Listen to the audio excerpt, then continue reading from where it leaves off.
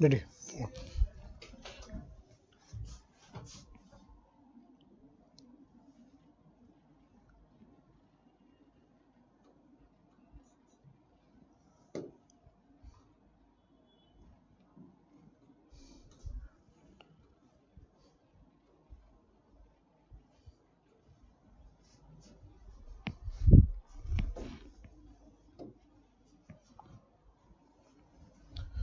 Good morning. So, shall we start? So, we are now going to start with the very beginning of the things that we discussed yesterday. That Kushana period was called mercantile period. So, Kushana period was mercantile period.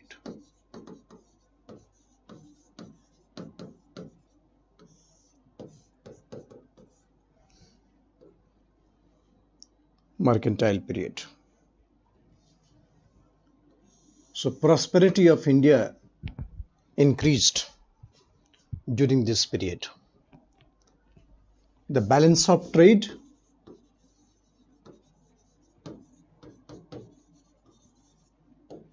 was in favor of India.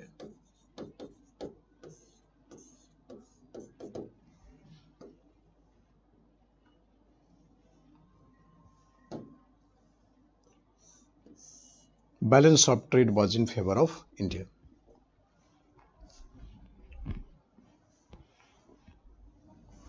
Kushana period.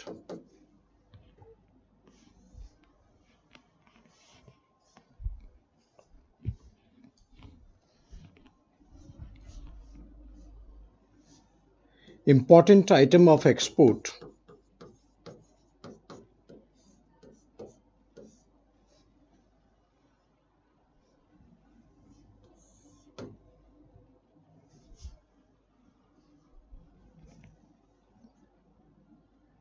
is cotton textile,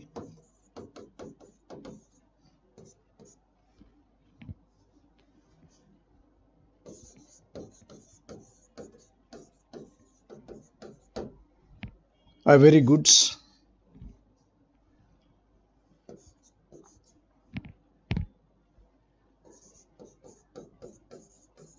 spices,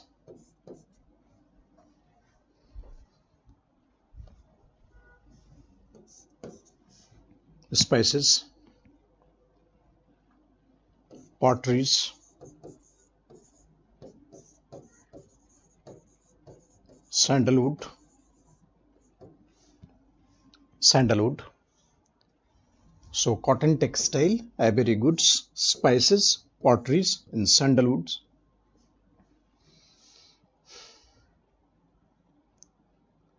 So consumer item was exported.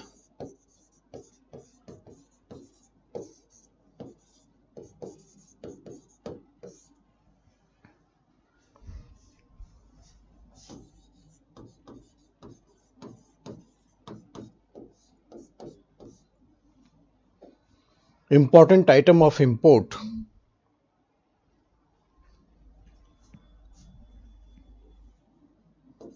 was bullions,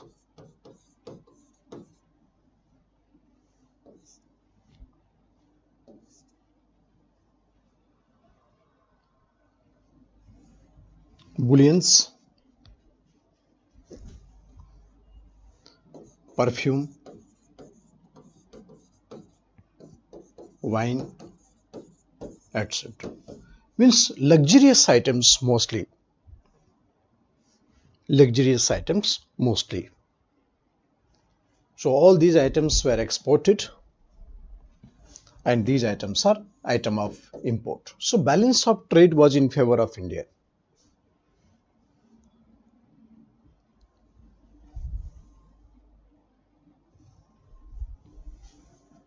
Coins.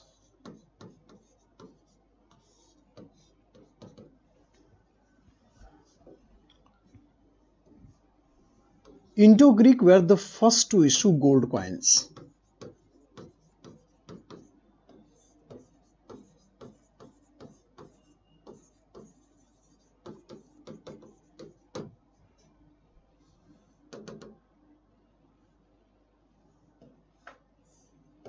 first to issue gold coins. Indo-Greek were first to issue gold coins.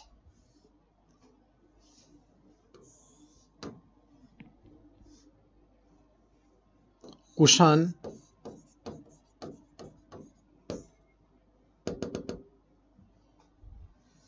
issued large number of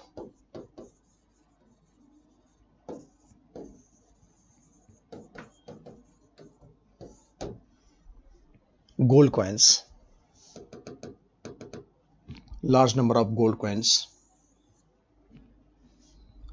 with 100% purity.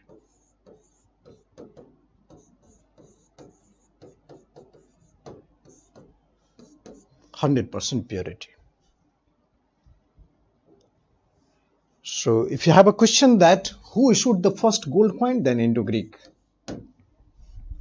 And Kushan issued large number of gold coins with 100% purity.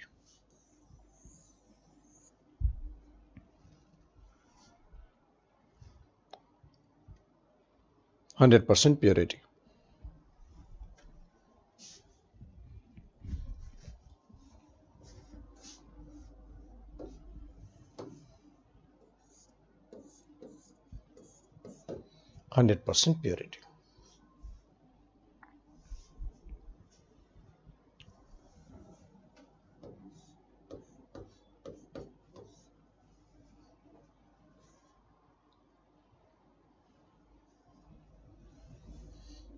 Kushan issued largest number of copper coins in ancient India.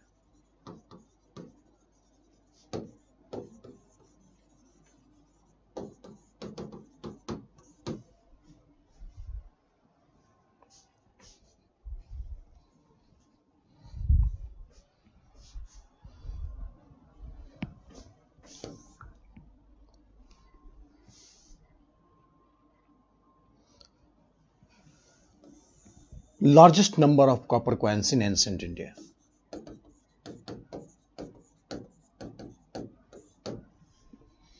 Both external and internal trade.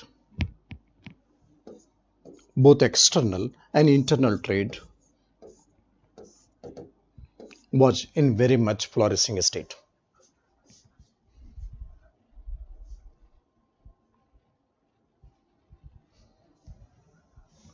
Both internal and external trade was very much in flourishing stage.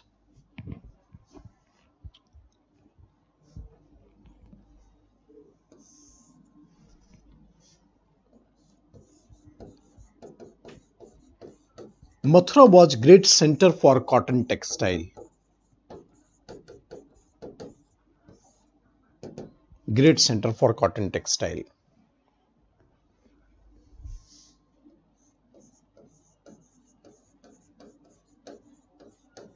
Purushpur, that is Peshawar.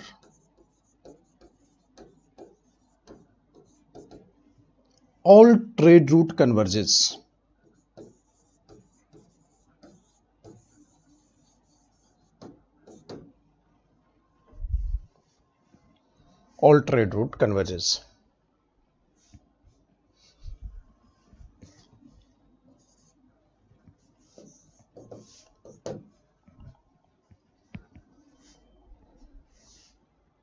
Mathura, cotton textile, and Purushpur was important center of trade.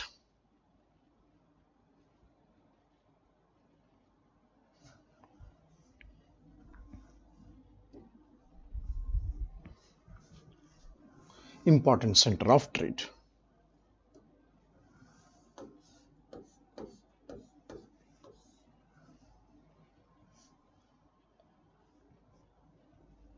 Purushpur was important center of trade. So cotton textile was very much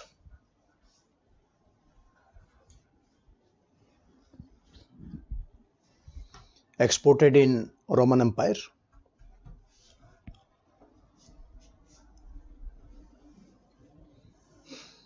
Now come to the Gupta Empire.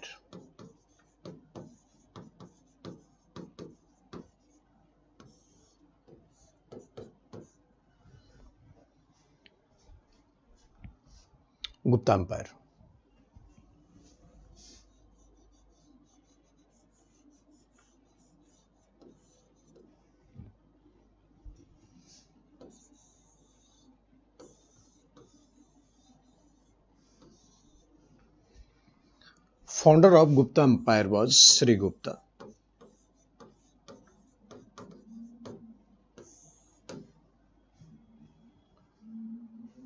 Sri Gupta, he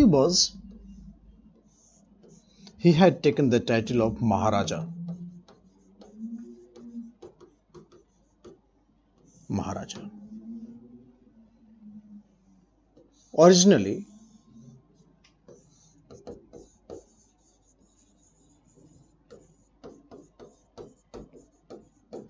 feudals of Kushan. Sri Gupta was originally a feudal of Kushan.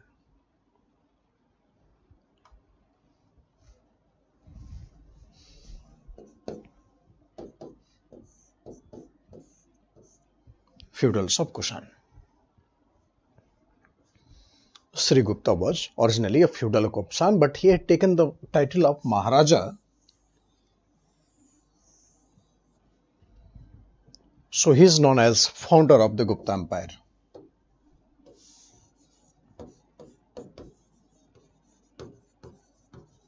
Founder of Gupta Empire.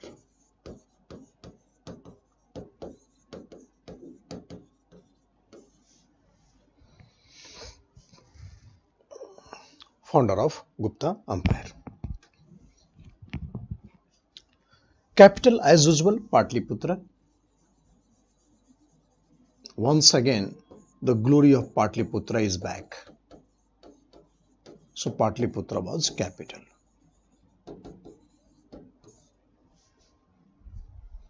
Patliputra is capital.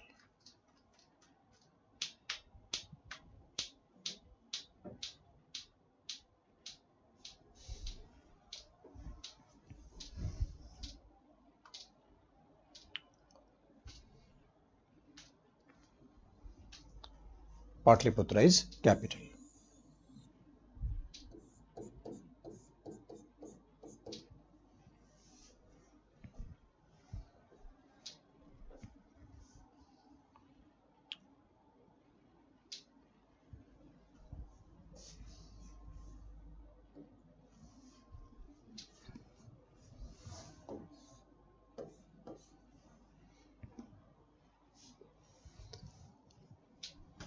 Chandragupta first.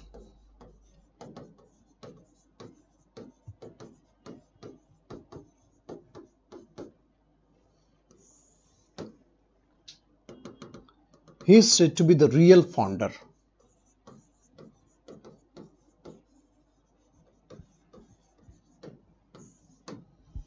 Real founder.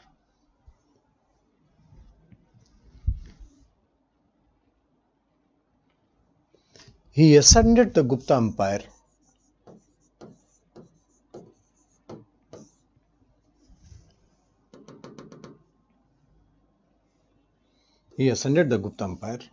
in 320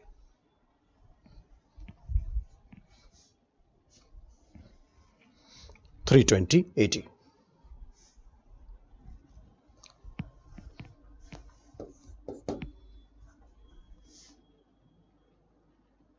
This is called beginning of Gupta era.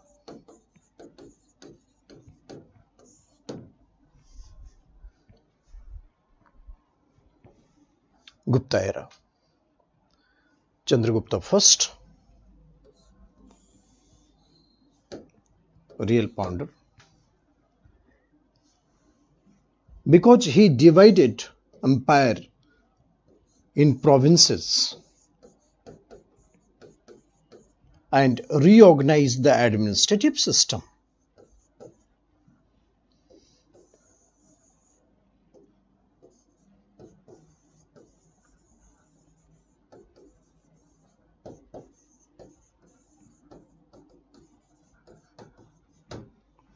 He divided the empire into provinces and reorganized the administrative system.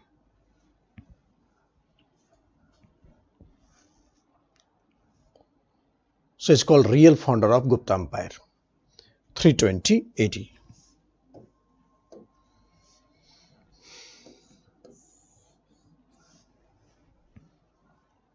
Chandragupta first.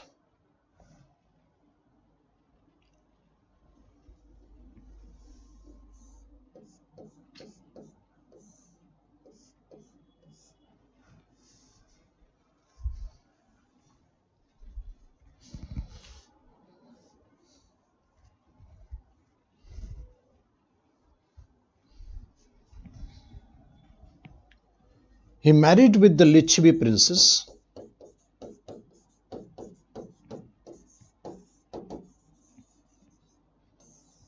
Kumar Devi.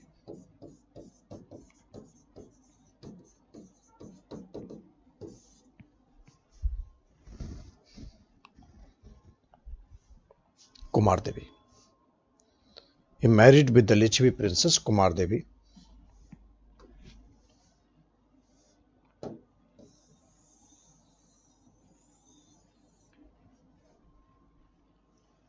And thereafter the prestige of the Gupta had enhanced because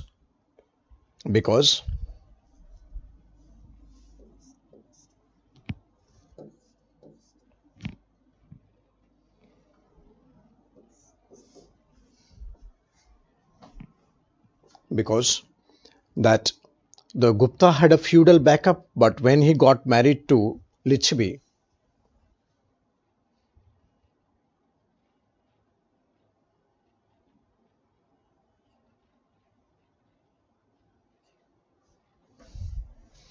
Lichvi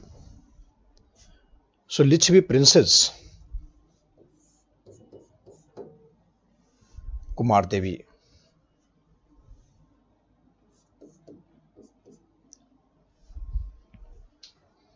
so prestige of the Gupta had increased significantly.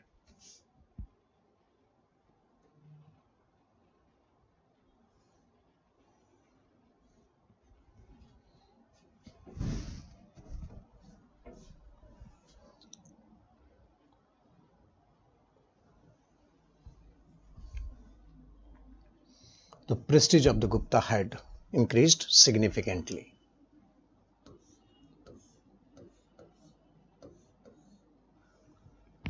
So Kumar Devi, she was Lichvi princess.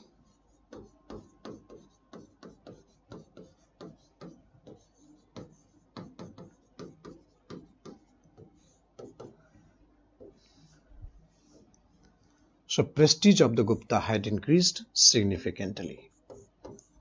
Kumar Devi was Lichvi princess. Lichvi princess.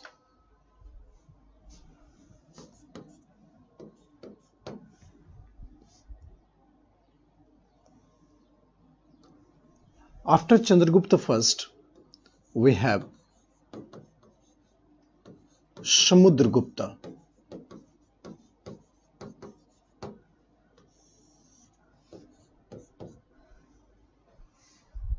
Samudragupta, he was known as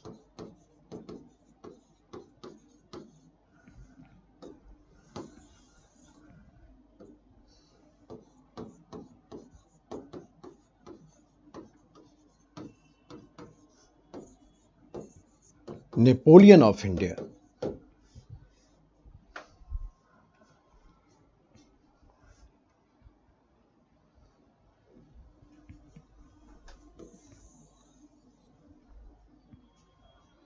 Samudragupta as a Napoleon of India.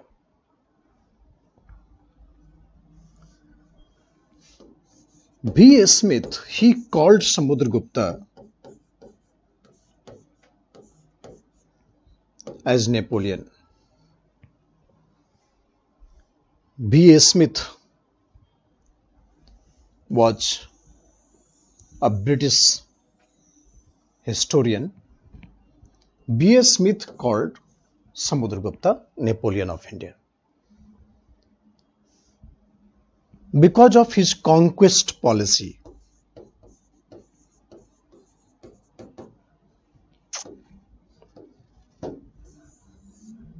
Because of his conquest.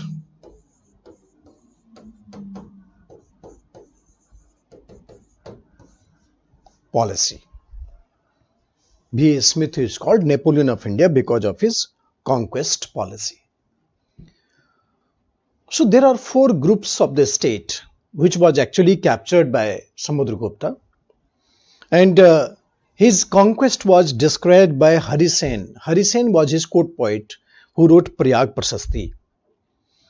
So Samudragupta, his court poet was Hari Sen.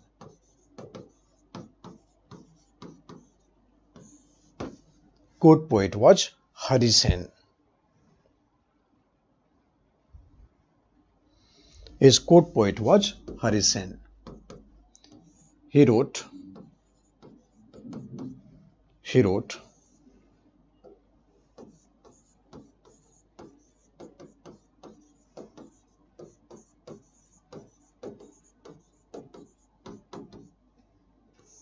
Prayag Prashasti.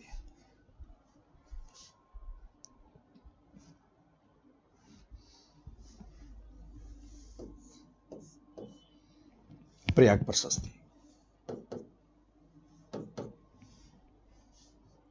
Prashasti means eulogy, praise.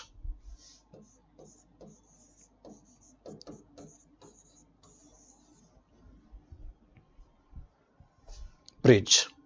Prashasti means praise. Hari Sen,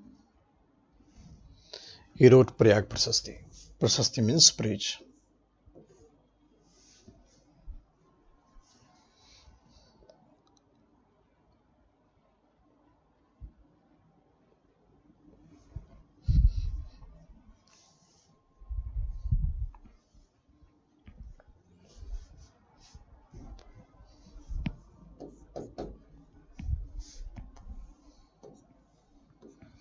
Prashasti means praise. So there are four groups of the state.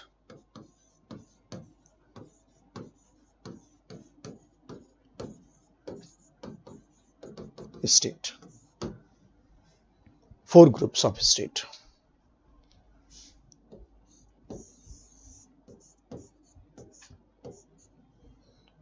First group is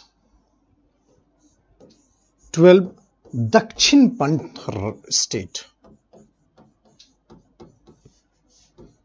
Dakshin Panth state.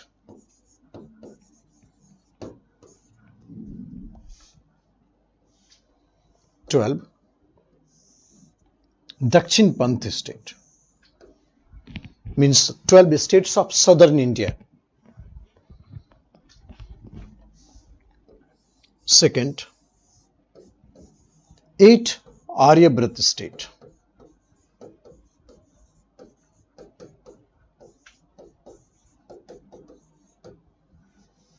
8 Aryabrat state.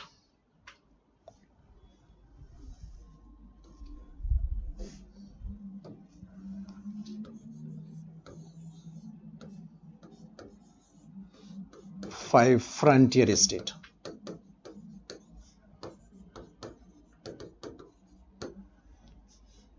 And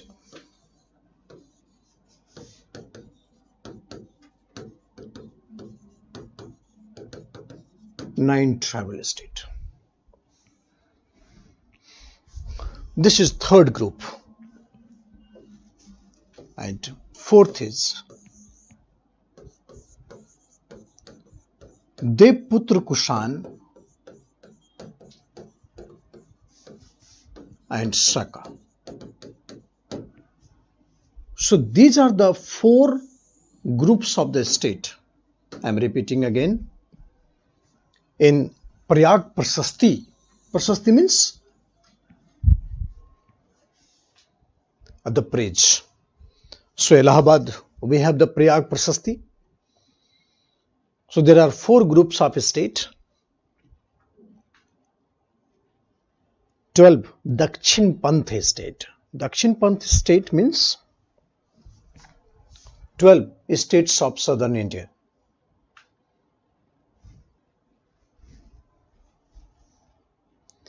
8 Aryabrat state.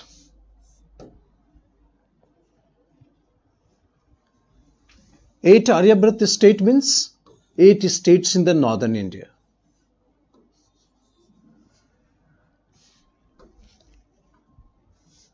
8 states in northern India.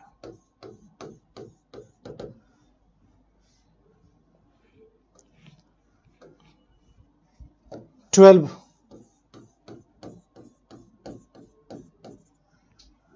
Dakshinpanth state. 12 states in southern India, and this is 12 states in southern India and 8 states in northern India. 8 Aryabhat state.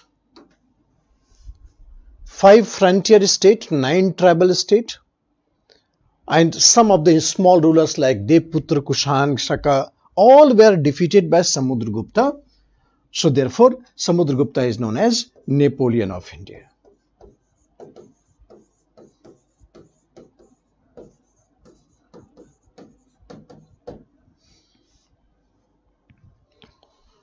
Samudragupta is known as Napoleon of India.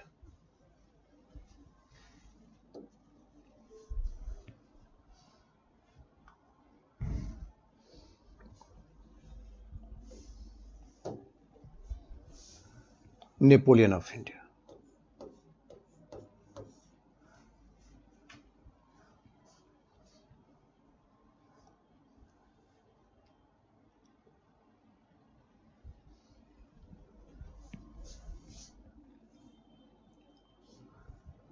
He captured the entire northern Indian state.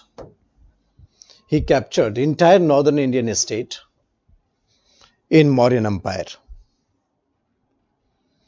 Captured entire northern Indian state in Mauryan Empire.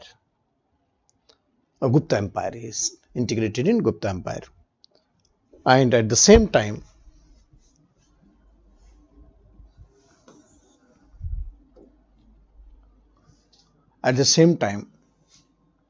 regarding the southern Indian state,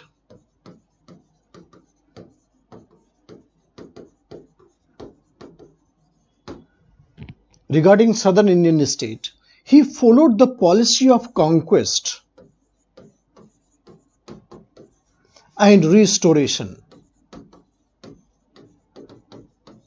Followed the policy of conquest and restoration. Regarding the southern Indian state, he followed the policy of conquest and restoration.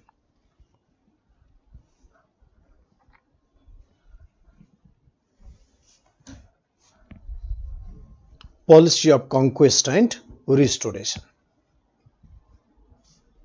Regarding the southern Indian state, he followed the policy of conquest and restoration.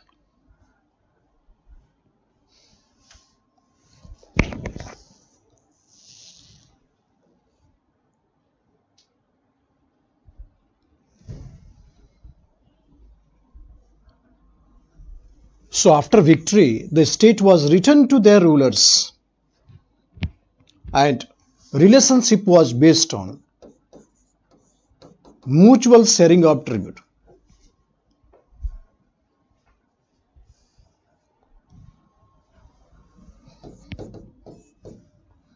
Mutual sharing of tribute.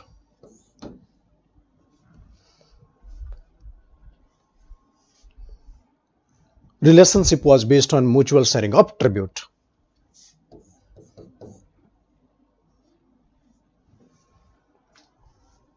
So conquest and restoration.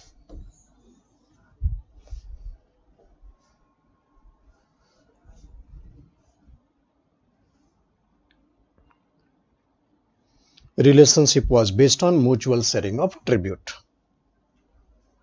Mutual sharing of tribute.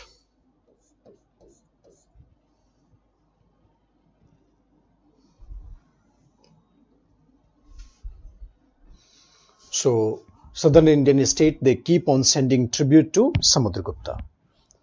So Samudragupta is known as the Napoleon of India. After that we have Chandragupta II. Chandragupta II. We have some small fact related to the Chandragupta II. In ancient India, normally we have question in the prelims, and that too in the pointed format. So note down all the facts carefully, line by line. That is the reason I am going very slow in dictating the affairs. So Samudragupta is known as Napoleon of India, and we have seen all the 4 groups of the state defeated by Samudragupta. defeated by Samudragupta. And subsequently Chandragupta II. Chandragupta II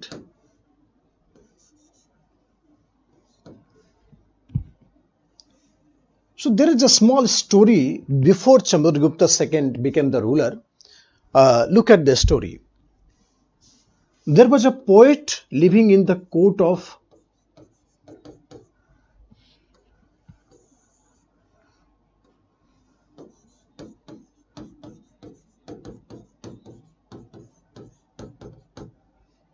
Bishakhat.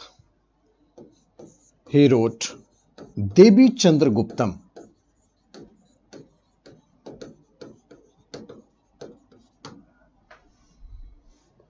You people are telling me to write big. This is a maximum possible, otherwise you have to write entire book D. Devi Chandraguptam.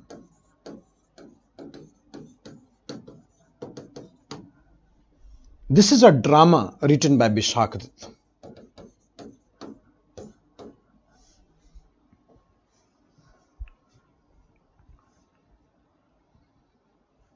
Bishakhat.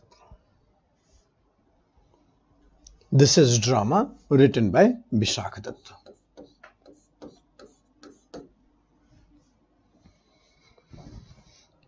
Devi Chandraguptam.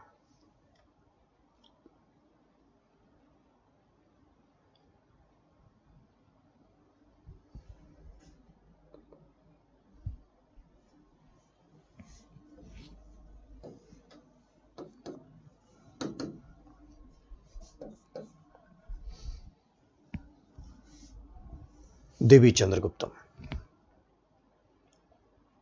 According to Devi Chandraguptam, look at this story. Ram Gupta was the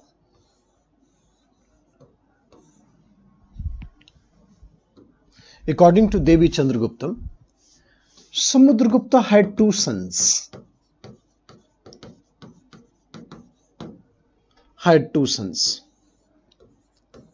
Ram Gupta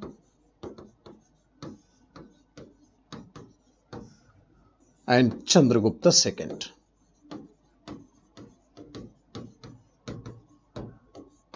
Two sons. So Ram Gupta was elder and Chandragupta II was younger. So Samudragupta had two sons.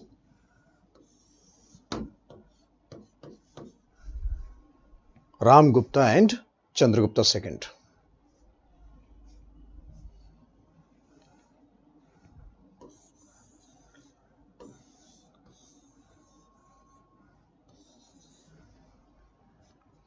So Ram Gupta became the ruler because he was elder brother. The wife of Ram Gupta, Dhruv Devi,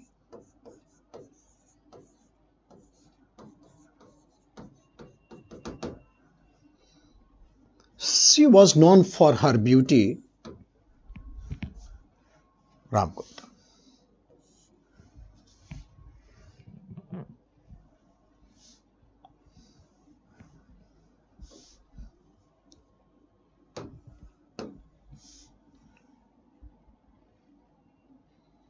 So there was a Saka ruler, Bashan. So Bashan told Ram Gupta that I want to marry Dhruv Devi and then otherwise you will face the invasion. So Ram Gupta perhaps agreed.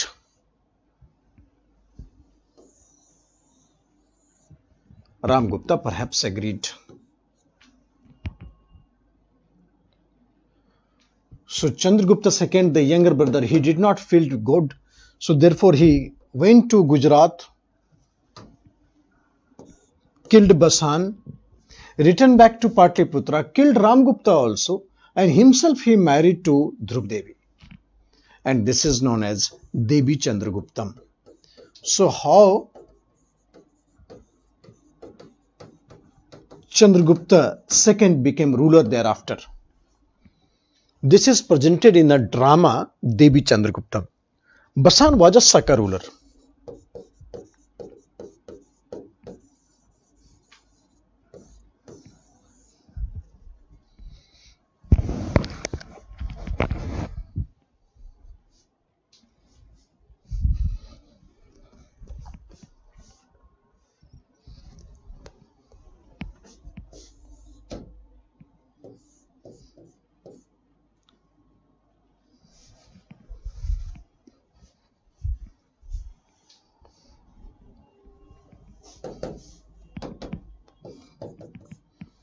Devi Chandragupta.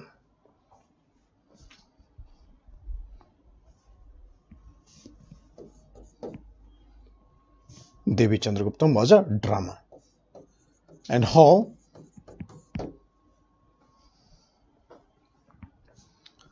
Chandragupta II became ruler.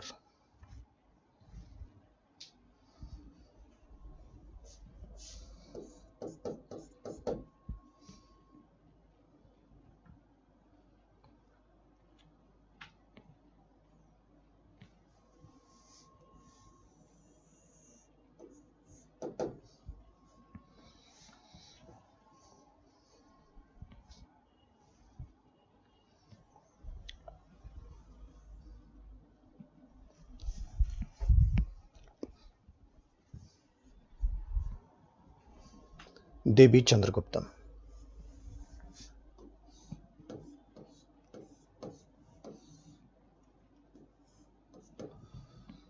So Chandragupta II, he became ruler.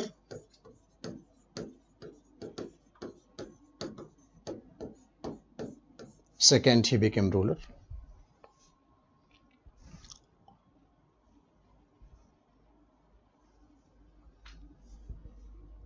He is also known as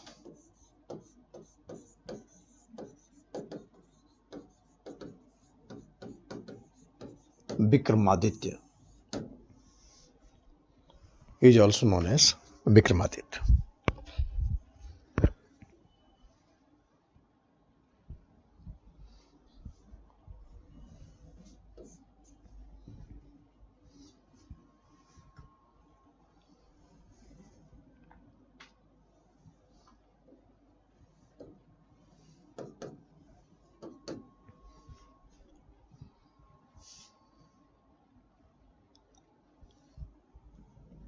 Chandragupta II defeated the Saka.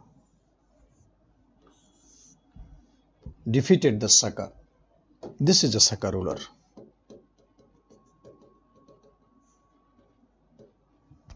This is a Saka state. Gujarat.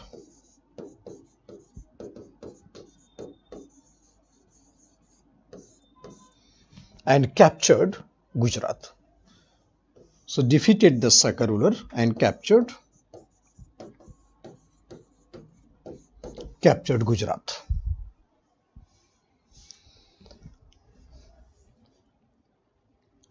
So it was a great achievement for Chandragupta II, because from Gujarat there was direct connectivity with Central Asia in terms of trade,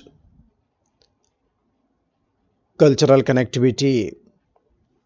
There was Malwa land in entire Gujarat, Madhya Pradesh, so we have a very strong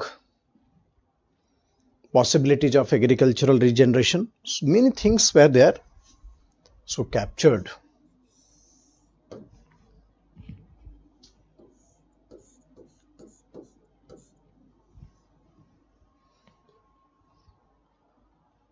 Gujarat. After capture of Gujarat, trade and commerce of Gupta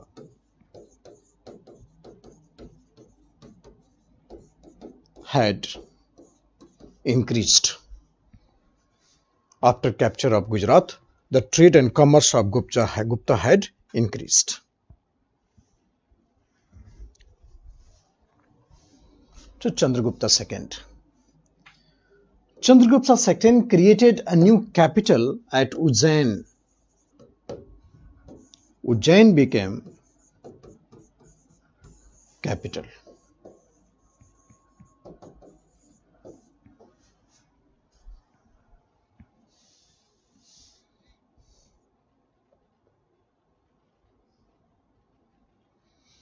Ujjain became capital.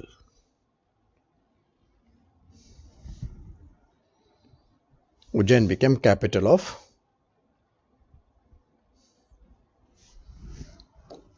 Gupta.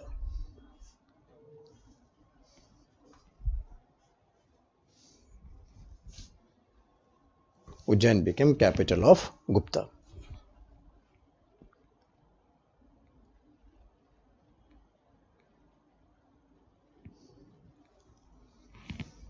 So Chandragupta second.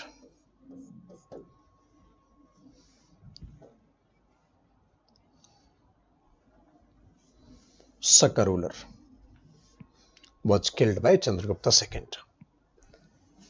During the time of Chandragupta II,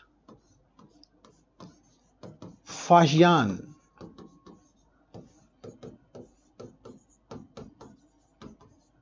visited India.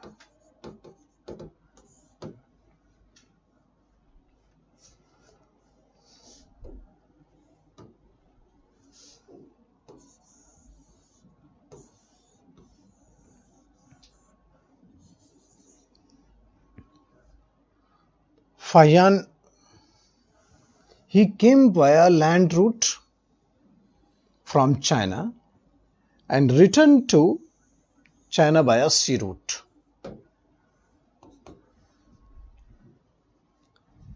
So he came via land route and returned to China via sea route.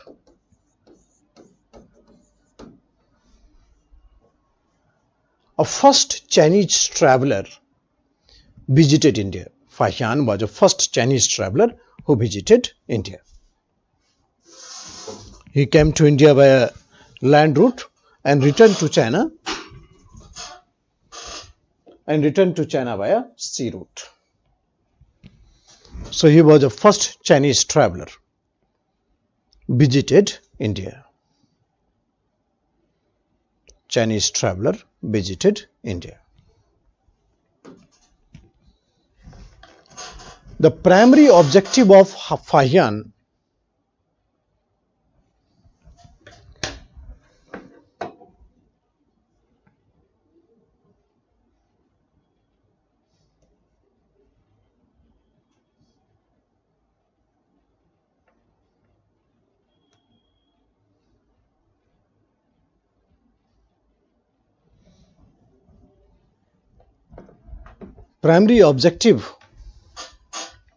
of Fahian was to collect the Buddhist manuscript.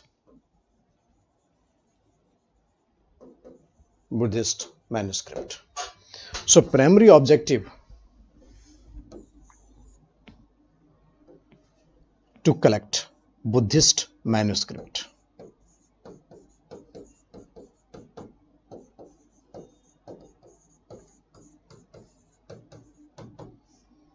The primary objective was to collect the Buddhist manuscript.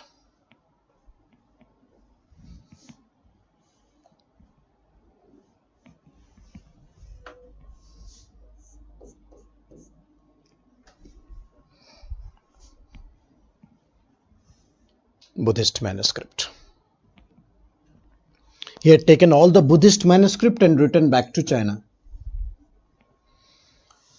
So primary objective was to collect the Buddhist manuscript.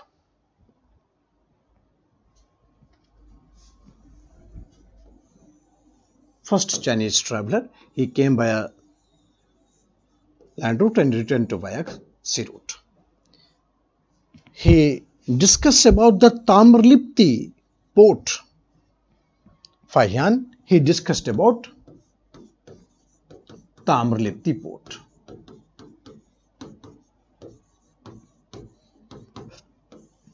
He discussed about Tamarlipti port.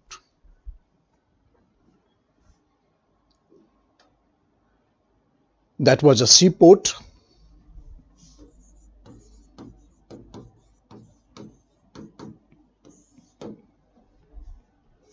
very advanced seaport since the time of the Mauryans, Chittagong. So that was a seaport.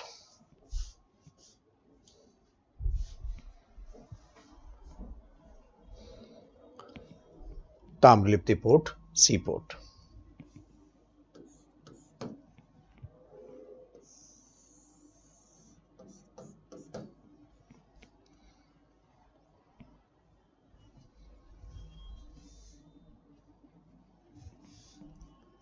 So Chandragupta II. Then we have the two Gupta rulers.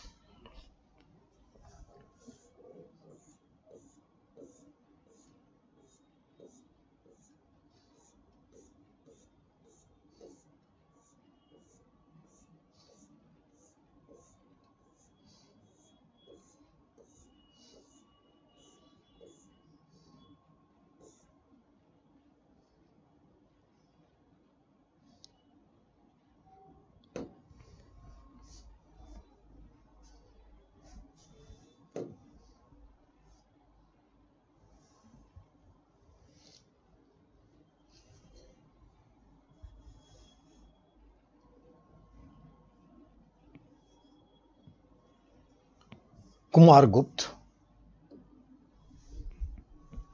Kumargupta.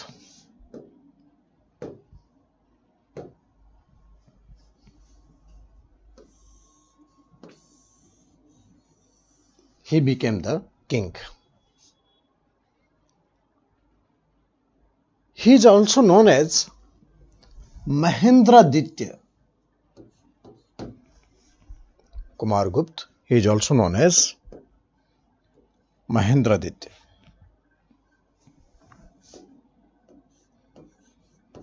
Mahendraditya. Kumargupta is also known as Mahendraditya. His governor of Saurashtra was Parnadatta, who renovated Sudarshan Lake. Yesterday also we have seen that Parnadatta renovated the famous Sudarshan Lake for the second time. It was first renovated by Rudradaman.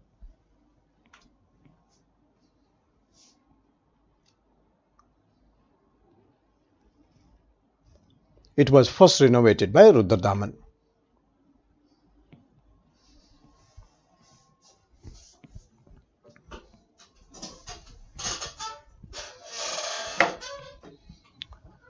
The Huns attacked India for the first time. There was a Huna tribe who attacked India for the first time during his reign. However, the attack was repulsed by the Crown Prince Skandagupta. Attack was repulsed by Crown Prince Skandagupta.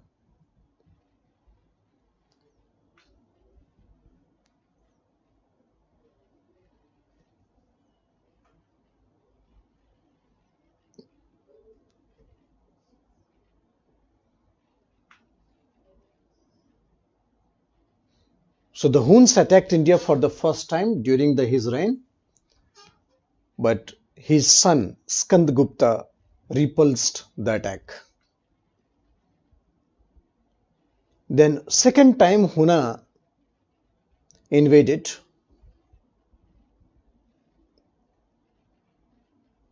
and resulted in the collapse of the Gupta Empire.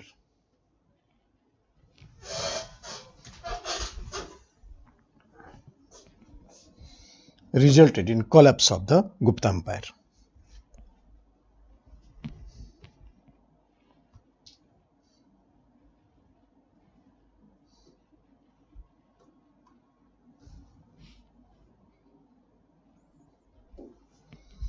So we are talking about the Kumargupta, next important ruler.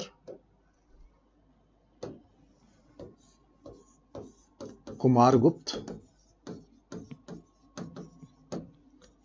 Some important facts you need to write. Kumargupta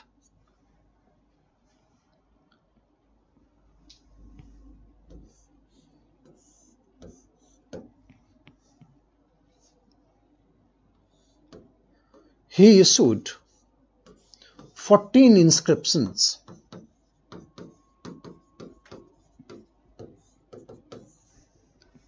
discussing about the state policy.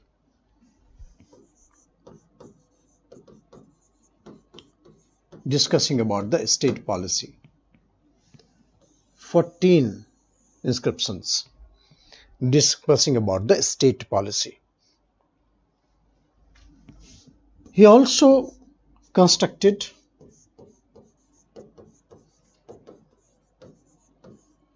Nalanda University.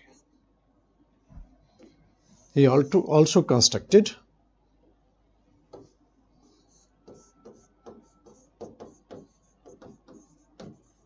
Nalanda University.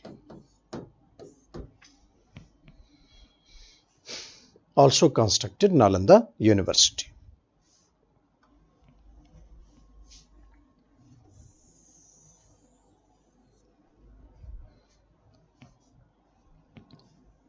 During his time,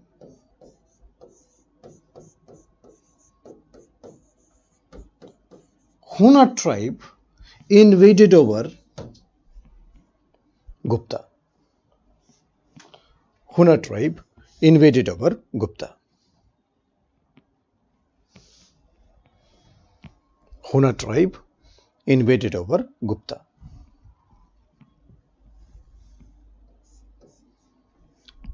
This is the first invasion of Huna. First invasion of Huna. Huna tribe was tribe of Central Asia. So Huna tribe invaded over Gupta. This is the first invasion of Huna. First invasion of Huna.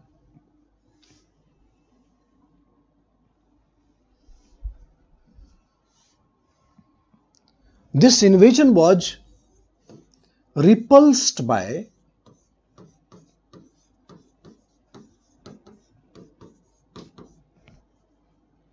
Skandagupta.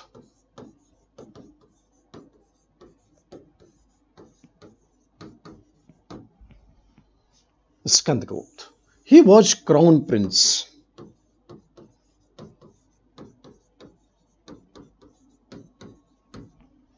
Crown prince. So he's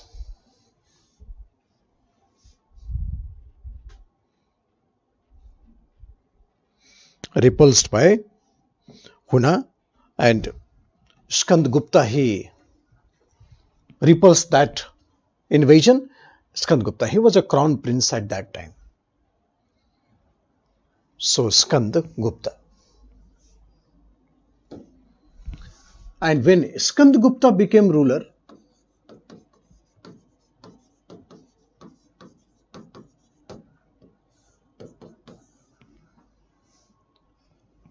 there was second Huna invasion.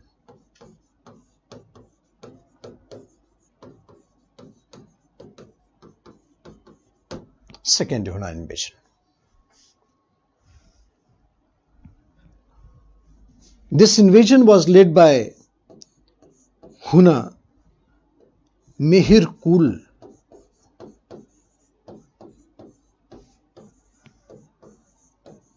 And Toramana.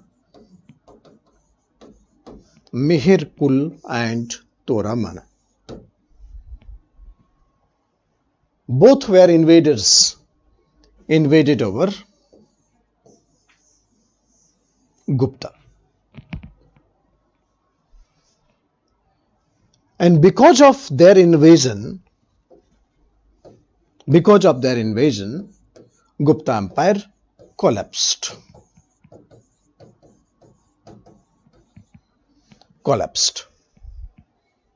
Because of their invasion, Gupta Empire collapsed.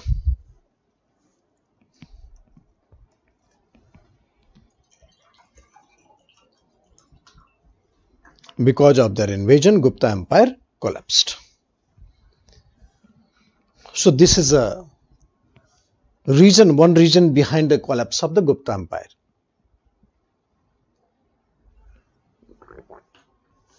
Skandagupta. So this is a political history. Let us see some important inscriptions issued by Gupta. Important inscriptions issued by Gupta.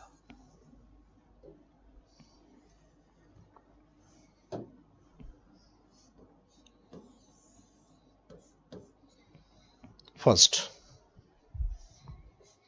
important inscriptions issued by Gupta. First important point.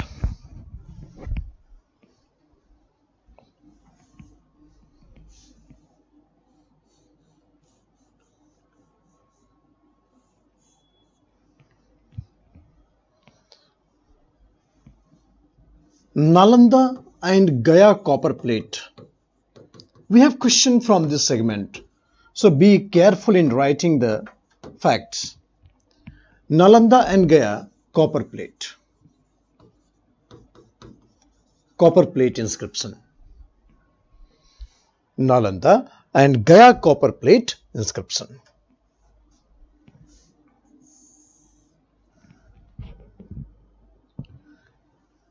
This inscription was about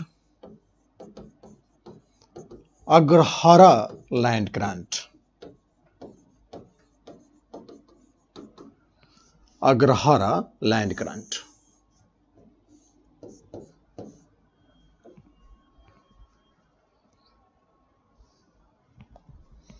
Agrahara land grant.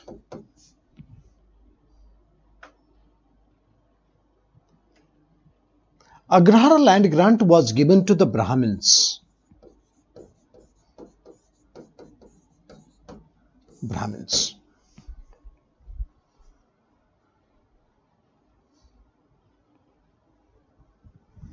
Agrahara land grants was given to the Brahmins. Those Brahmins were involved in educational activities. Educational activities. Agrahara land grants was given to the Brahmins. Those Brahmins involved in educational activities.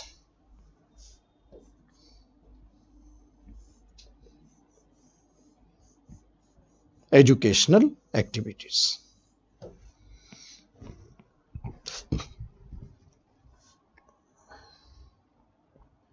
So we have copper plate we have found from Nalanda and Gaya. Both are in Bihar. Nalanda and Gaya. This copper plate belongs to Gupta period. So Agrahara land grant. Brahmins. So educational activities.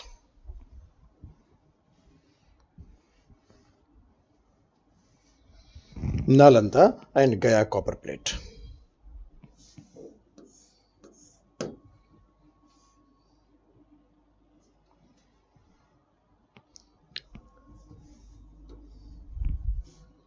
Second, Mehrauli iron pillar.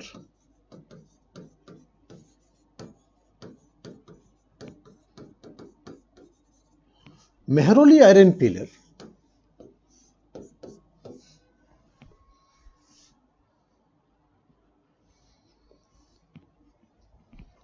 Agrahara land grant. Agrahara land grant was what? That is the land granted to the Brahmins, those Brahmins involved in agricultural educational activities. So land was given for the agricultural purpose to the Brahmins, and this is known as Agrahara. So there are three types of land grant. I will tell you at the right time, but this type of land grant is named as Agrahara land grant. So Agrahara land grant was given for the secular purpose, means those Brahmins involved in educational activities, they were granted. Even today you have scholarly men getting so much of the prizes. So therefore that time prizes was given in the form of land. So it was known as Agrahara land. Mehrauli iron pillar. Mehrauli iron pillar. Mehrauli is in Delhi. Besides Qutub Minar, there is an iron pillar. That iron pillar was issued by Chandragupta II.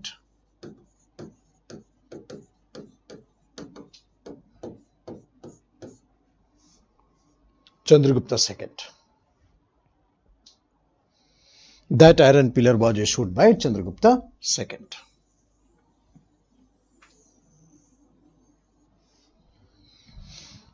Iron pillar issued by Chandragupta II. This iron pillar explained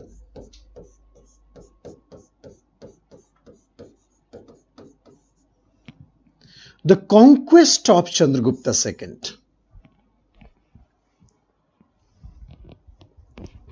There are two places, Bang and Bahilika. Bang means Bengal, Bahilika means northwest.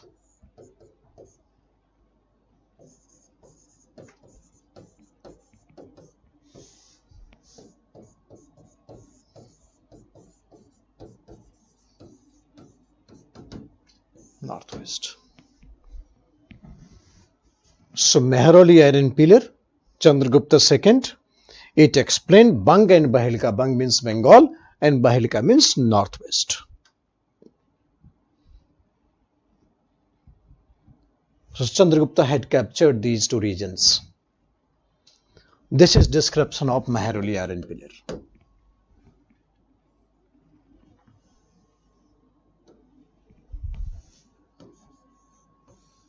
Third, Indore inscription.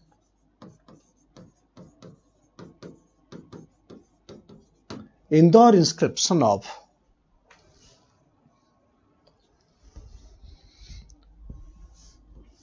Skandagupta.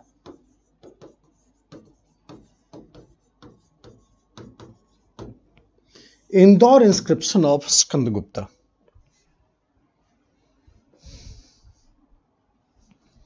I am repeating this. Mehrauli iron pillar, Chandragupta II, he issued this Mehrauli iron pillar. This is iron pillar placed just besides Qutub Minar. So there are something written on that iron pillar. That Chandragupta II, it explained the Bang and Bahilika, the conquest of Bang and Bahilika. Bang means Bengal and Bahilika means northwestern India. So these two parts was captured by Chandragupta II, and that is mentioned in the Mehrauli iron pillar. What is so special about this pillar that till date this pillar is rust free. There is no rusting on the pillar anyway. So this is how that shows the metallurgical superiority of Gupta. So this pillar is till date is a rust free pillar which exhibit the metallurgical superiority of Guptas. The metallurgically they were very superior, and that explanation come from them. So Mehrauli iron pillar inscriptions, Chandragupta II explain the Bang and Bahilika. Okay, then third is Indore inscription by Skandagupta. What is there in the inscription? It gives the evidence of sub-infeudation. Sub-infeudation. Sub-infeudation. I will explain what is this. Suppose you receive the land grant, then you became feudal. You receive the land grant, then you became feudal. Received the land grants, then you became feudal. You further gave this land to the another person, they became sub-feudal.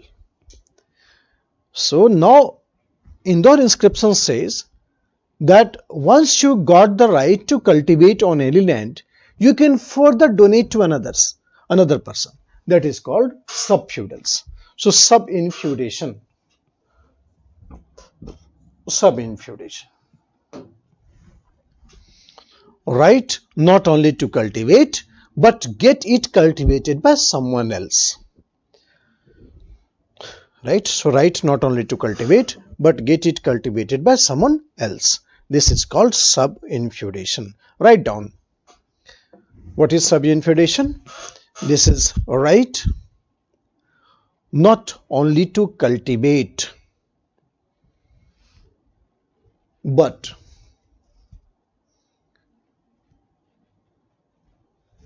give it to cultivate to some other person. Give it to cultivate to some other person.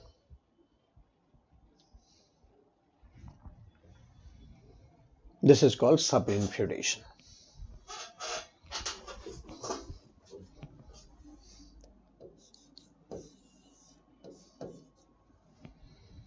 Fourth factor, fourth inscription, Aaron inscription. This is a very important inscription. Aaron inscription. Many times in examination we have question from this segment. Aaron inscription. Aaron is in Madhya Pradesh.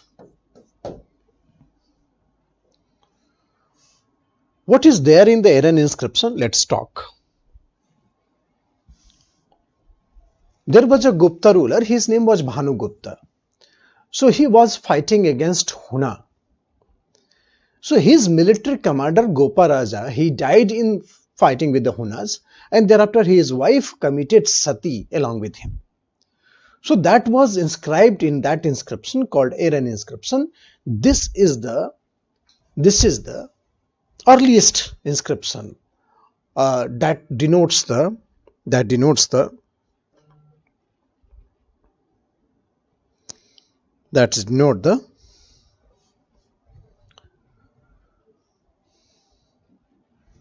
practice of sati. That denotes the practice of sati.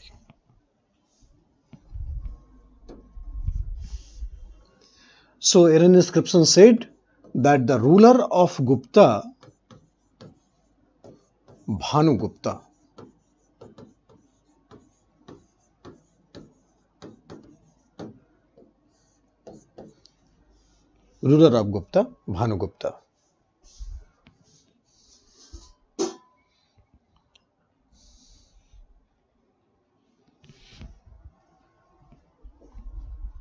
Bhanu Gupta,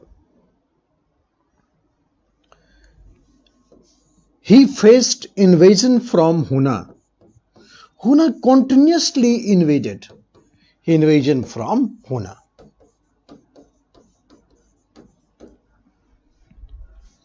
His commander, Gopa Raja,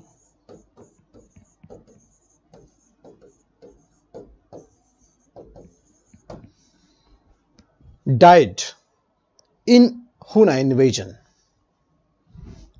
Gopa Raja died during Huna invasion.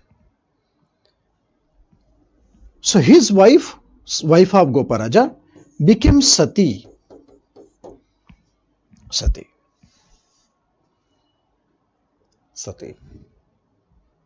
So that was inscribed in Aaron inscription. That was inscribed in Aaron inscription. The date of the Aaron inscription was 510 AD. Date of Aaron inscription was 510 AD.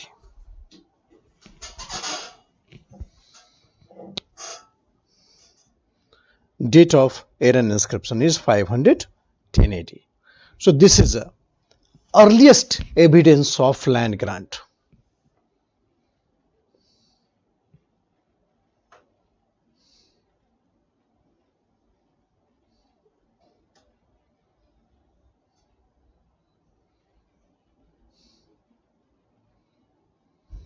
Right, so this is the earliest evidence of land grant. Description of sati. Earliest evidence of sati.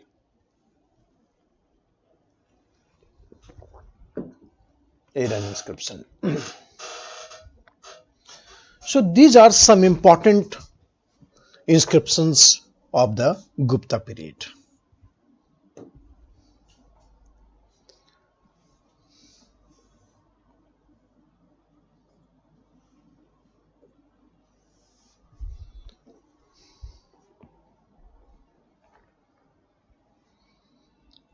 Gupta administration. Gupta administration, which is also known as Samanta system. Samanta system.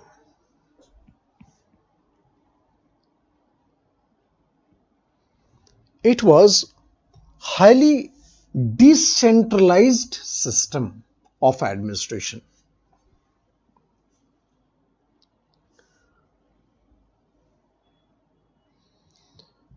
With limited bureaucracy.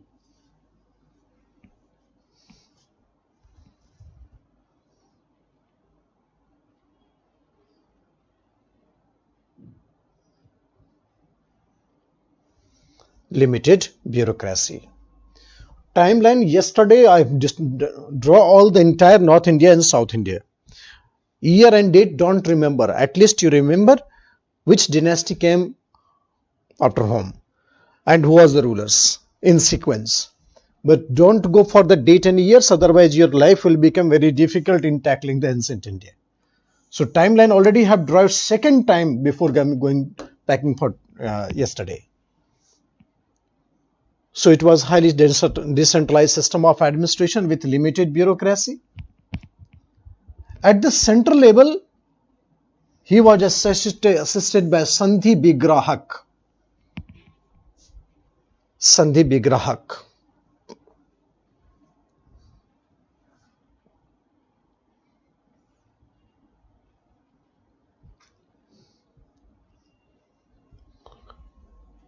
Sandhi Vigrahak.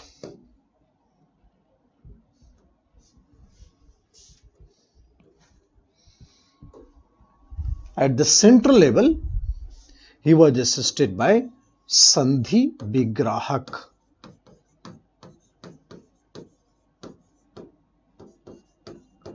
That is Ministers of War and Peace.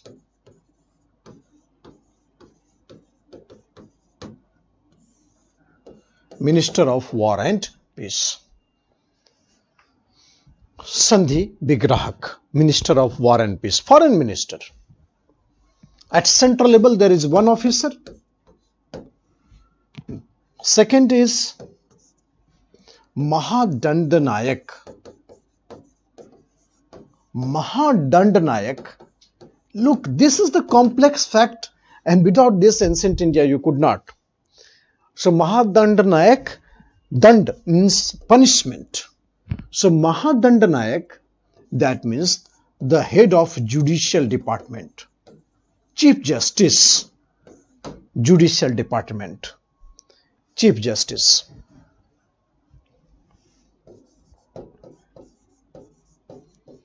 Mahabaladhikrit,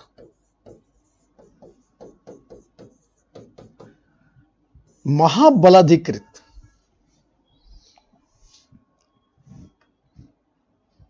This is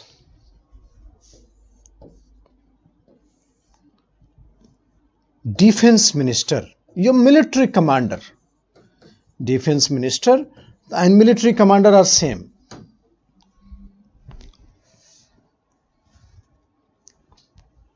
Mahabaladhikrit. Defense Minister or the military commander. Mahabaladhikrit.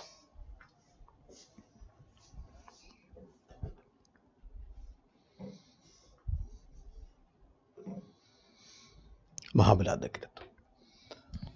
So these are the three important officers at the top level. Other than that, some officers also. So have you wrote this? Three top ministers of the time of Gupta at the central level. And then administration was highly decentralized. I told you that this is the decentralization of administration.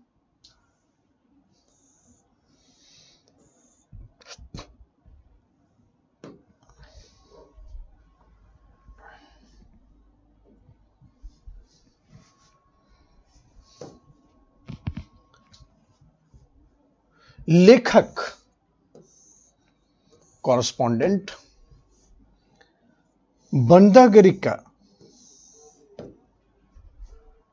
Bandagarika means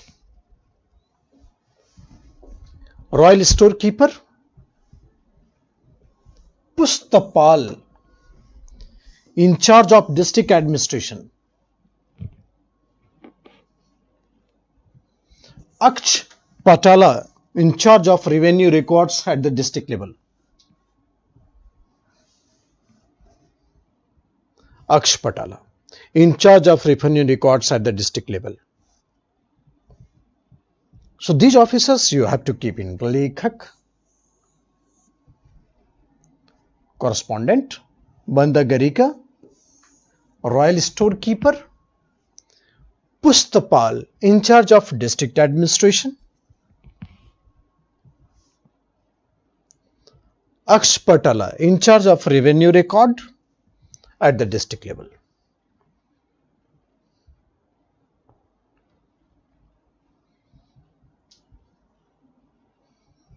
At the level of district. So these officers.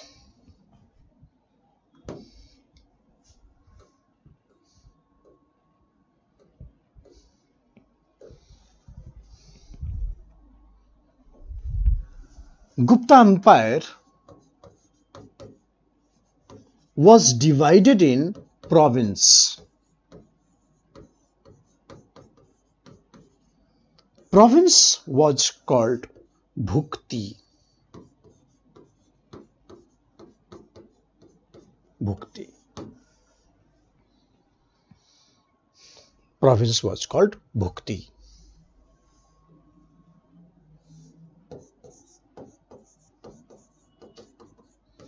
District. District.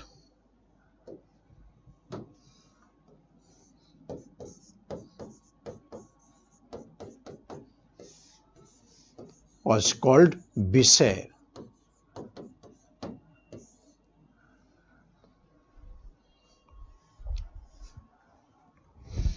Bisay. And a village, Gram. This is a major division of the Gupta's administrative unit. Bhukti, Bishay and Gram. Major division of Gupta. As a division of administration, the major division of Gupta as a division of administration.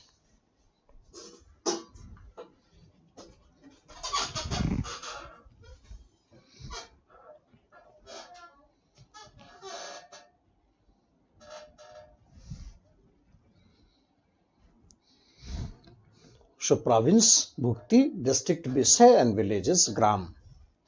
For the convenience of Gupta,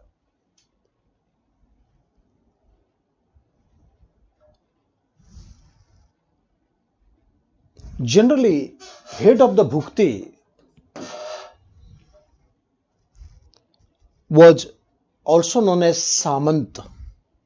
Samant. Head of the Bhukti is also known as Samant.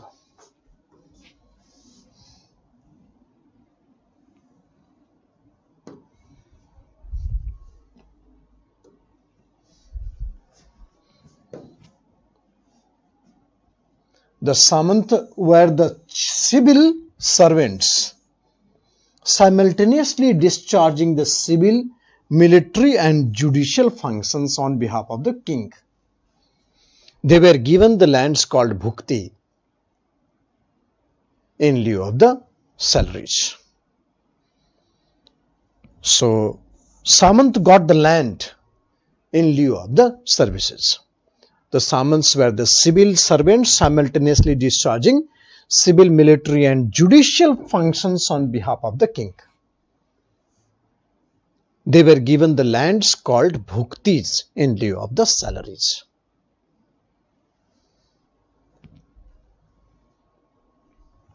Lieu of the salary. Bisay and districts are the same.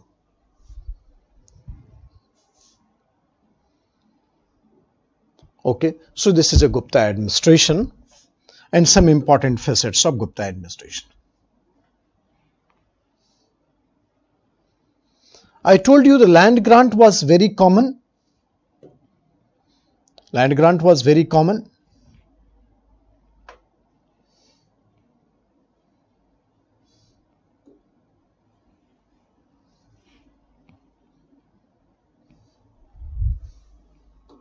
land grant.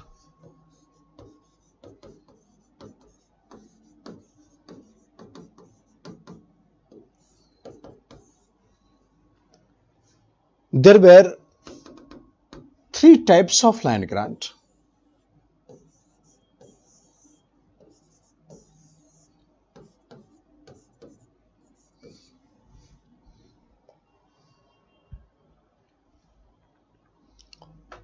Agrahara,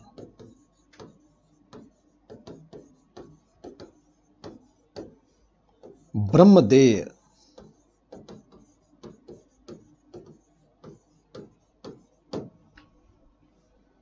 and Devdanam. There were three types of land grant. Agrahara, Brahmadeya and Devdanam. Agrahara is a land grant for the Brahmanas involved in educational activities. I told you, I hope you remember few seconds back, educational activities. So Brahmanas, land grants was given only to the Brahmanas for educational activities.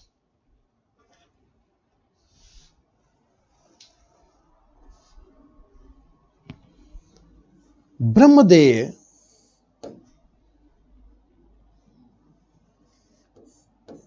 for land grant given to the Brahmanas involved in religious activities. And Devdanam was given to temples.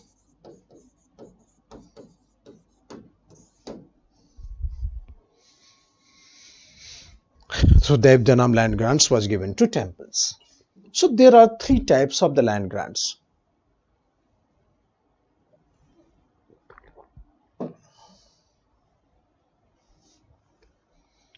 Three types of land grants.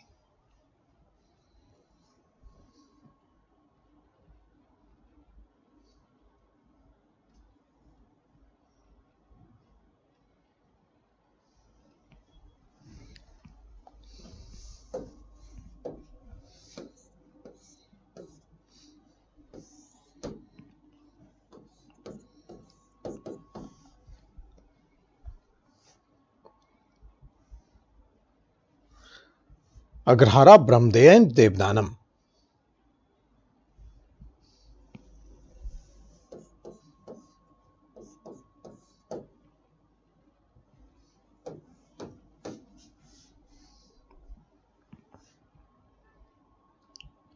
Educational activities, religious activities and temples.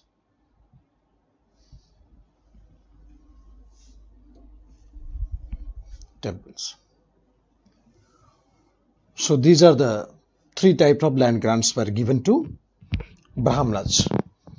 Land grants obviously given to the Brahmanas, so therefore the Brahmanas had created the feudal structure.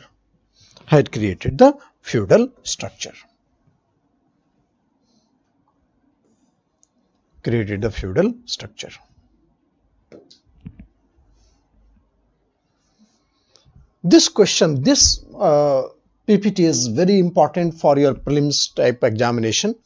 We have last year question from this PPT directly. So each and every word is very important. Terms related to agriculture. Devmatrika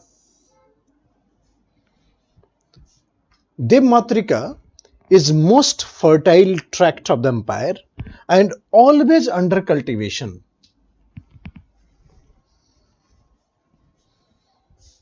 So Devmatrika land, the most important fertile tracts, most fertile land of the empire and always under cultivation. Krushinala meant plow drivers or tillers of the soil. So three terms you have to remember. Devmatrika. Kursinala means plow driver or tillers of the soil, those who plow the field. And Nirvasit Sudra means those Shudras involved in cultivation under the Guptas.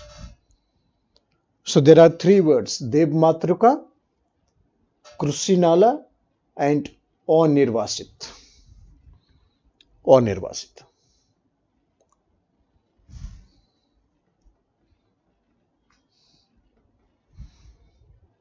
Right, so Devmatrika were the most fertile tract of land, always under cultivation. Each year you cultivate the land, it's a very fertile land, obviously. This is called Devmatruka land. Kursinala, those who plow the field. And Nirvasit means the Sudras involved in agriculture during the time of Gupta. So there are three terms in the first lot. There are three terms in the first lot. Okay. Second is Kulya Bapa, Drona Bapa, and Nivartana. Kulya Bapa, Drona Bapa, and Nivartan.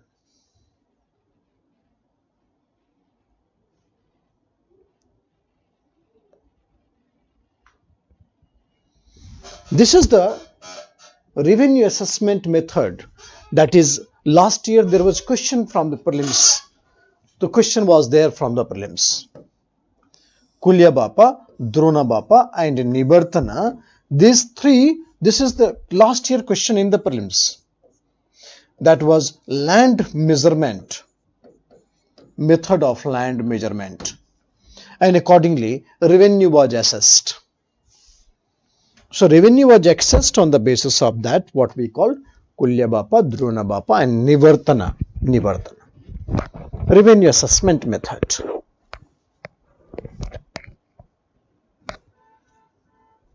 Revenue assessment method. So this is the second list. I told you that this is a very important fact. Arga Bhatta, lift irrigation; Tadag, tank irrigation; Bapi, canal irrigation, were the main irrigation system. Irrigation system was, there were three types of Argabhat, Tadag, and the Bapi. So remember this PPT. Once you get PPT, note it word by word. Argabhat, Tadag, and Bapi were the main irrigation system.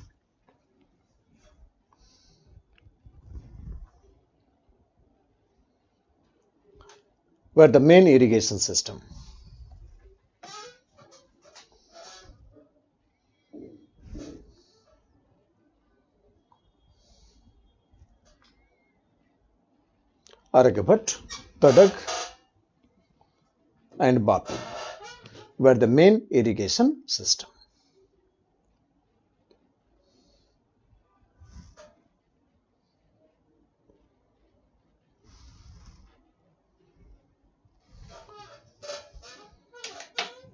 Main irrigation system.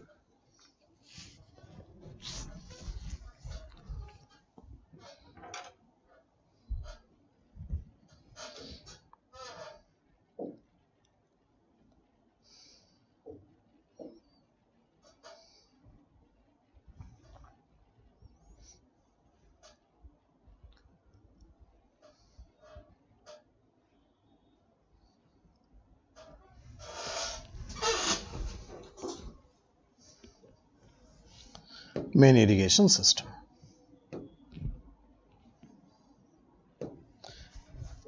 Trade. On the west coast, Rome was the major trading center, and the east coast we have a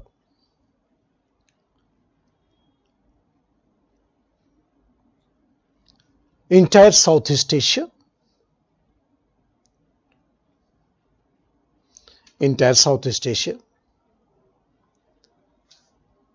So on the west coast we have the Rome, the major trade partner, and on the east coast was China, Southeast Asia. So if you look at the trading centers,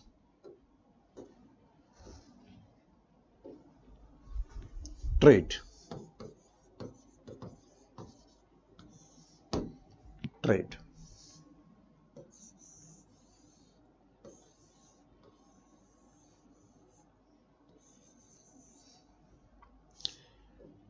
In the western side, there was a trade with the Roman Empire.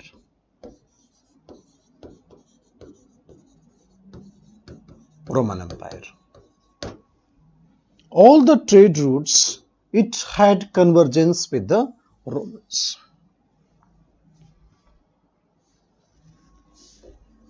There were two important ports.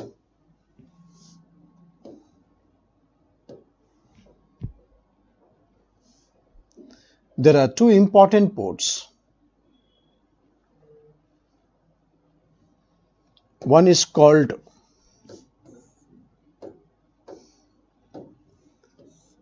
Barbaricum.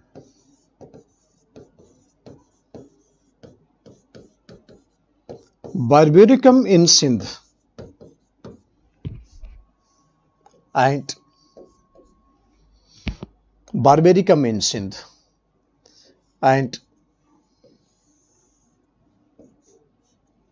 Bharuch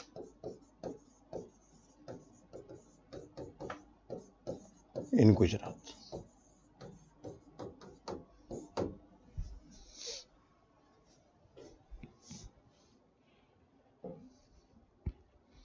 Bharuch in Gujarat.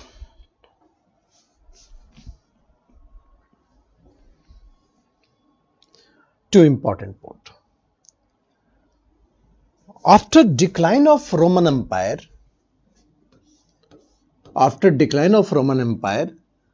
Gupta focused on China and Southeast Asia.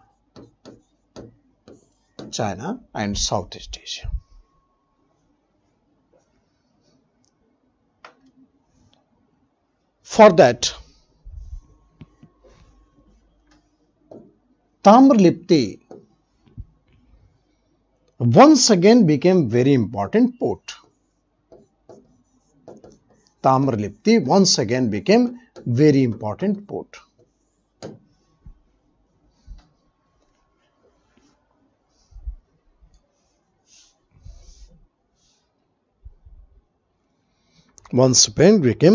important port.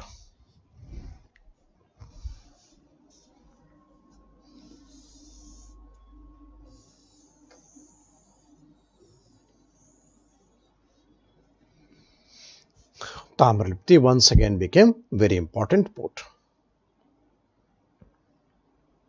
China and Southeast Asia.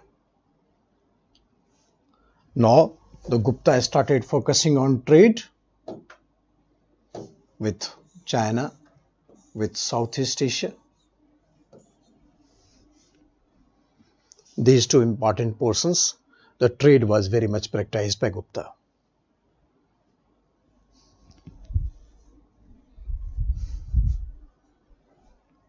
Then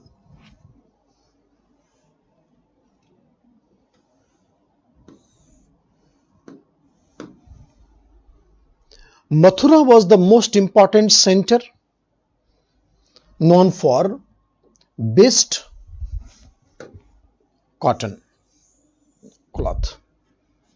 Mathura was the most important center known for best cotton cloth. It is known as Sartak. The cloth of Mathura was known as Sartak.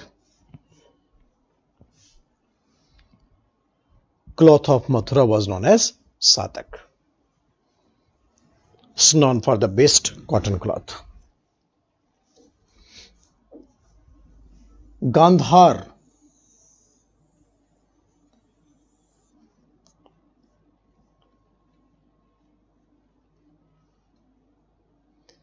Gandhar was famous for woolen industries.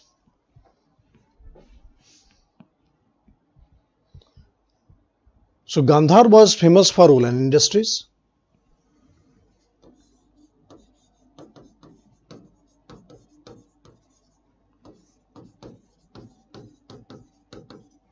Woolen industry.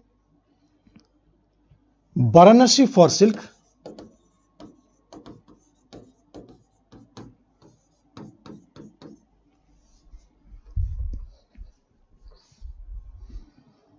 Silk.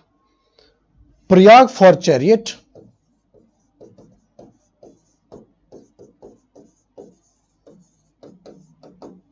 Chariot.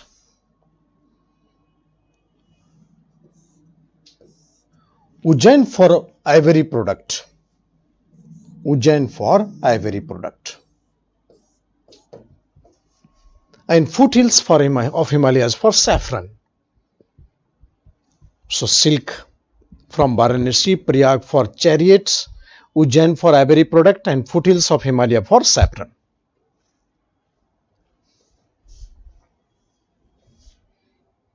Foothills for Himalaya, foothills of Himalaya was for the saffrons.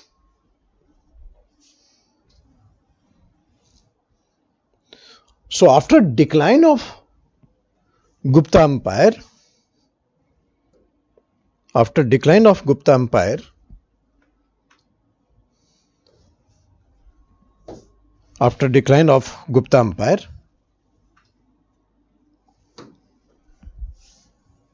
Mathura declined sharply.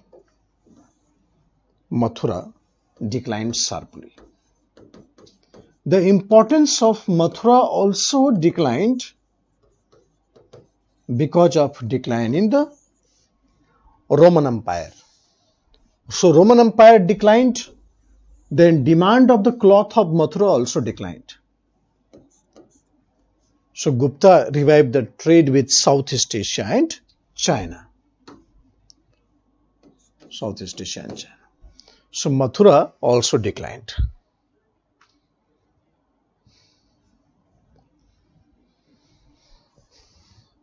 So Southeast Asia and China, these two things. Mathura was famous for that cotton cloth called Satak. Satak was a very much demand in the Roman Empire, not in the Southeast Asia. Their Chinese silk was very much dominantly demanded.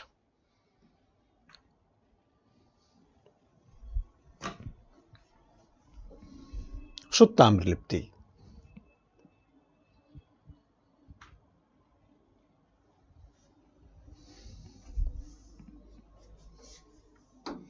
So Mathura was very much affected after decline of Roman Empire.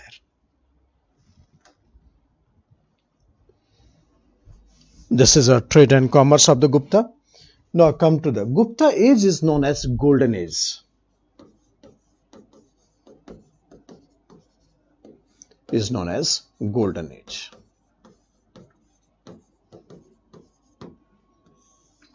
Golden Age. Or better you can call it a classical age.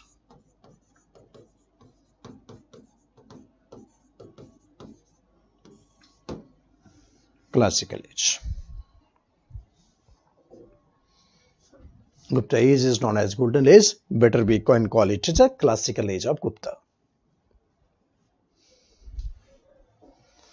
Classical age of Gupta.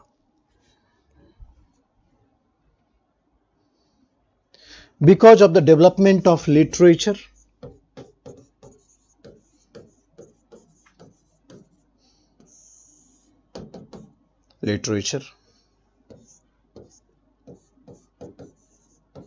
art, architecture,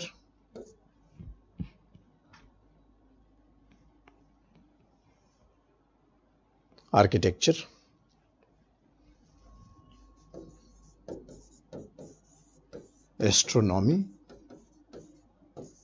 science and technology,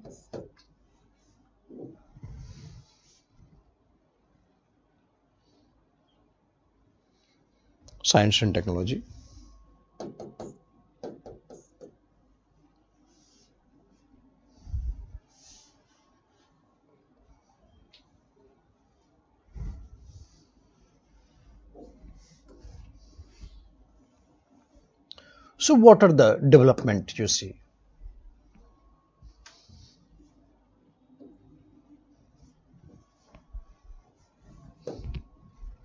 The golden age.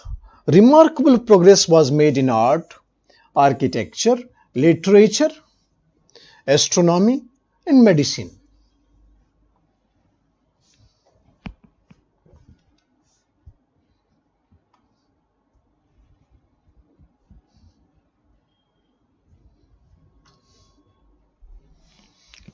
So Guptas had constructed many important development you can see in art and architecture.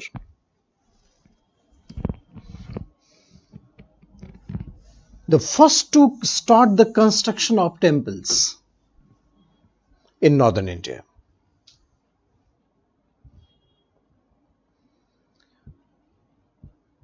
The Ikshvaku dynasty was first to construct temples in entire Indian history. Ikshvaku was first to construct temples in entire Indian history.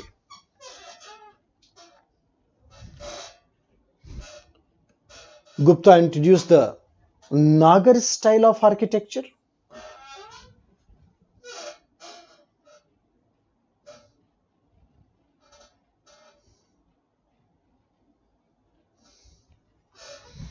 Gupta introduced the Nagar style of architecture. The Gupta temples are found at Gaya, Varanasi, Mathura, Devgarh, Paharpur. So these are the places where we have found the Gupta temples.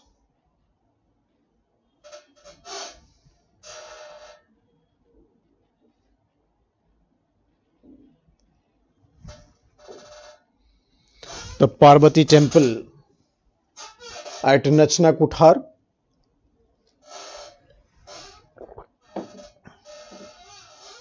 Ikshvaku dynasty is in southern India.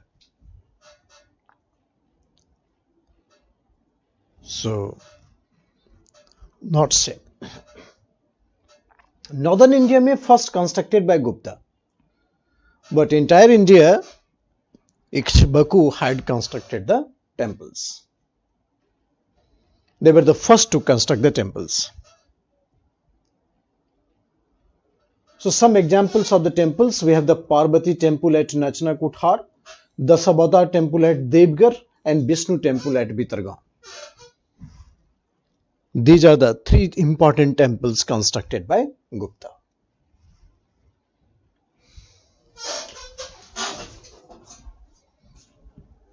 These are the three important temples constructed by Gupta. Nachna Kuthar, Dasabata temple. This is a photo of Dasabata temple. Shikhar was constructed. Which lofty Shikhar was constructed? Vishnu temple at Bhitargaon.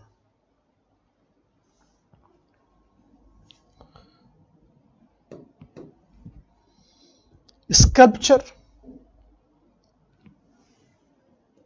Raja Bara boar was sculpted by Gupta, the best specimen of Gupta sculpture found in Gupta rock cut temple at Udayagiri.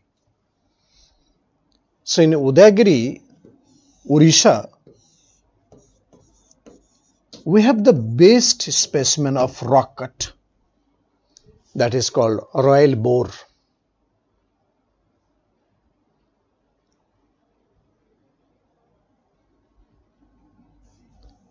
Guptas continued the Ajanta cave painting tradition at Bagh cave in Madhya Pradesh.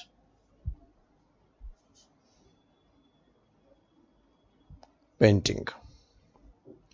Gupta continued the Ajanta cave painting, that is tradition at Bagh caves, Madhya Pradesh.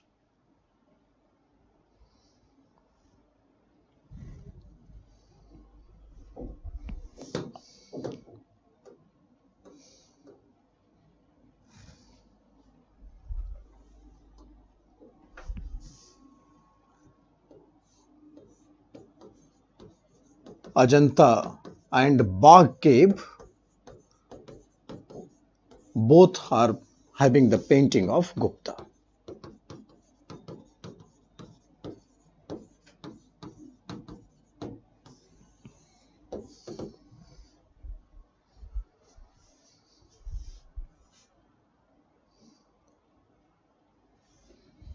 Yes, I have already shared this PPT to you. So they will upload it by today, don't worry. So painting of Gupta.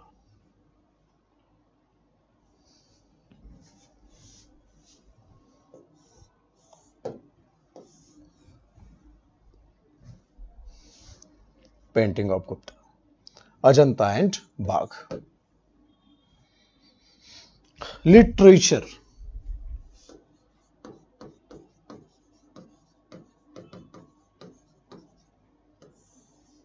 Literature.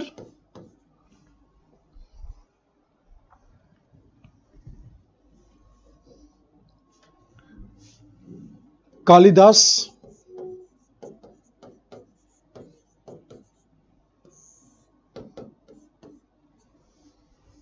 Kalidas. Sanskrit literature.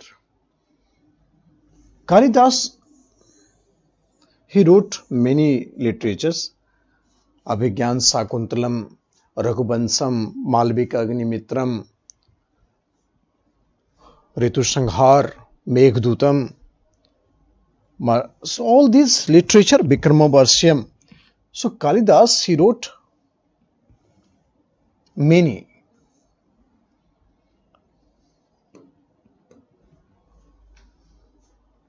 Literatures of the Gupta period.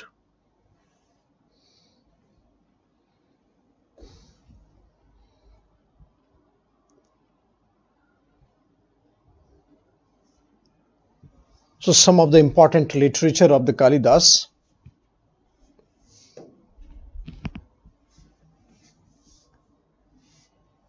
Abhigyan Sakuntalam, Vikramavarshi,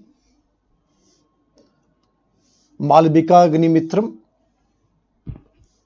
Raghuvans, Kumar Sambhav, Meghdut,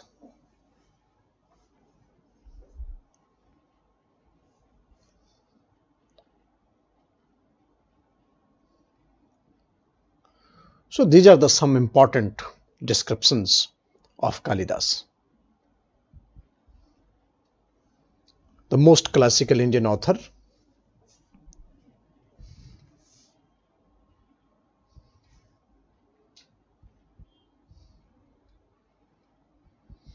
So there were 9 great scholars living in the court of Chandragupta II. One was the Kalidas.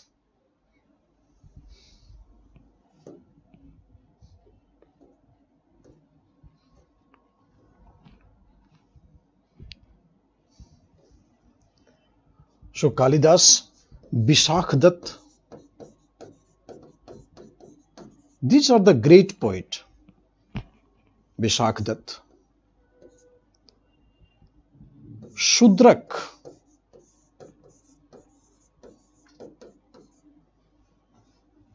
these are the 3 great poets living in the court of Chandragupta II. Shudrak, he wrote Mirchkatik.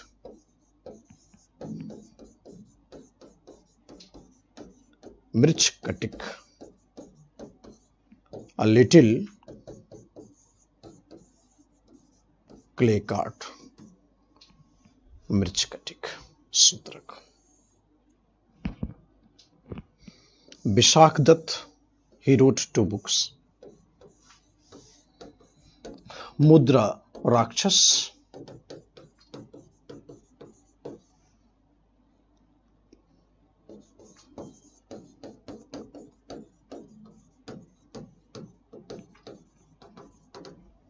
Devi Chandraguptam,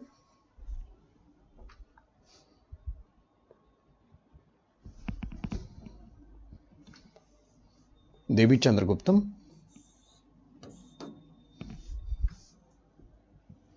these 2 writings was used by Bishaktat. Both are in the form of drama. So Sudrak. Mirchkatik. A little clay card.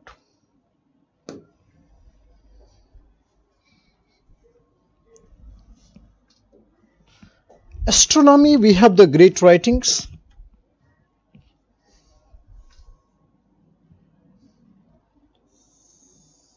Surya Siddhant and Aryabhatyam.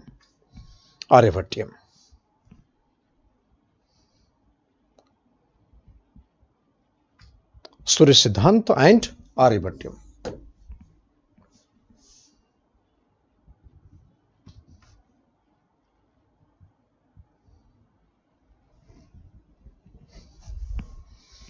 Surya Siddhant and Aryabhatyam.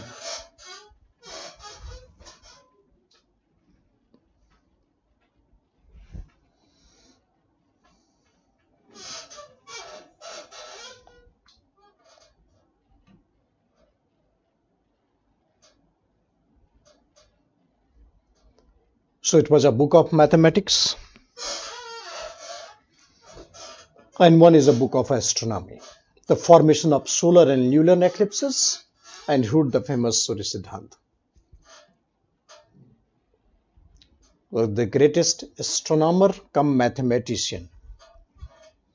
Aryabhat. Sun-centric movement of the planet. Sun-centric movement of the planet. He was first to measure the radius of Earth, shape of Earth, solar and lunar eclipse. So all was explained by Aryabhat in his book Surya Siddhant and Aryabhatyam.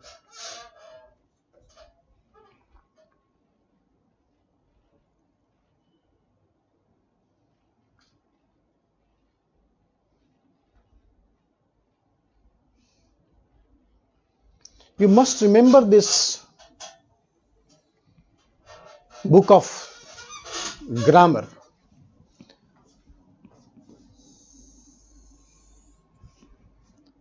Chandra Gomin wrote Chandra Vyakaran, which is still popular in Bengal.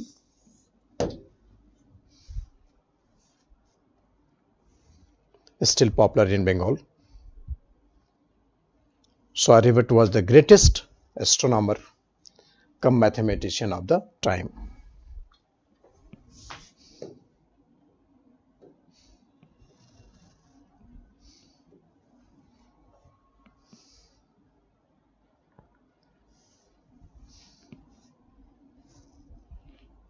So literature. Another great astronomer come mathematician is Baramihir.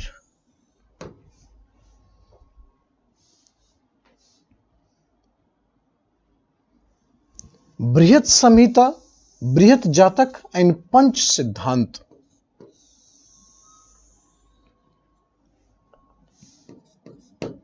Brihat Samhita, Brihat Jatak and Panch Siddhant. These are the three books written by Baramihir. And Brahmagupta was preceded Newton. Theory of gravitation was given by Brahmagupta.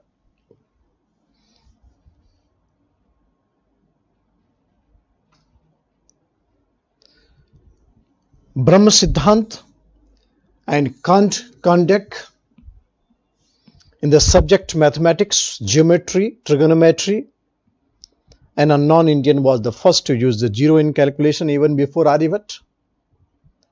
So sometimes say that Brahmagupta was first to have the zero, or some says that it's Aryabhat. So Brahmagupta. Okay. So one student asking, you told yesterday Roop Darshak was, it was a decorative coin. Decorative coin means not in the circulation in the public. It was decorative coin for certain occasion. But Indo-Greek were the first to issue the gold coins for the public in circulation.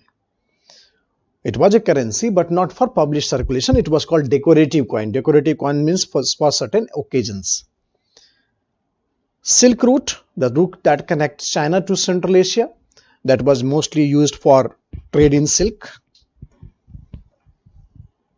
Bithi was part of provincial administration. Bithi is also known as word for the provincial administration. Devdanam is the land grant. So that land grant was given to Brahmanas involved in rituals. Right? So Devdanam land grant was given to the Brahmanas involved in rituals. Agrahara for those involved in educational activities. Educational activities.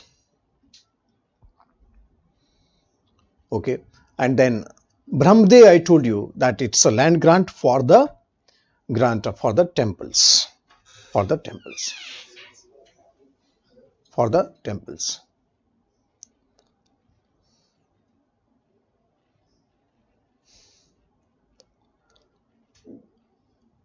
So this is a works of the land grant. So we will meet you after the break. After a few minutes of the break, we'll come back. Sharp at 2, we will start the